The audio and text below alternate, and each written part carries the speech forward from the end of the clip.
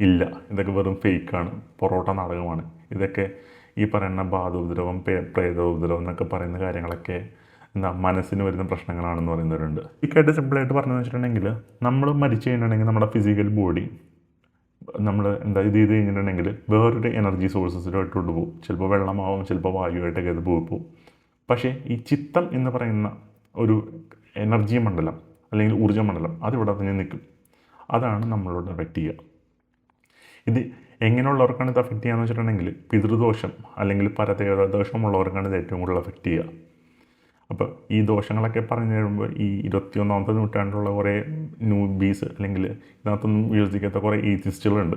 അവരൊക്കെ പറയും ഇതൊന്നും ഇല്ല, ഇതൊക്കെ വെറും ഫേക്കാണ്, പൊറോട്ട നാടകമാണ്, ഇതൊക്കെ ഈ പറയുന്ന ബാധോപദ്രവം പ്രേതോപദ്രവം എന്നൊക്കെ പറയുന്ന കാര്യങ്ങളൊക്കെ എന്താ മനസ്സിന് വരുന്ന പ്രശ്നങ്ങളാണെന്ന് പറയുന്നവരുണ്ട്. ഇവർ കേരളത്തിലൊരു സ്ഥലമുണ്ട്, അറിയാവുന്നവരായിരിക്കുള്ളൂ എല്ലാവരും, എന്നാലും അവിടെ ജസ്റ്റ് ഒന്ന് പോയാൽ മതി. അതായത് എറണാകുളത്തിൽ ചോറ്റാനിക്കര ദേവീക്ഷേത്രത്തിലൊന്ന് ജസ്റ്റ് പോയാൽ മതി. അവിടെ ഈ പറയുന്ന പോലെ വരുന്നവരുണ്ട്. ഈ പറയുന്ന ബാധോപദ്രവവും പ്രേതോപദ്രവവും ആയിട്ട് വരുന്നവരുണ്ട്.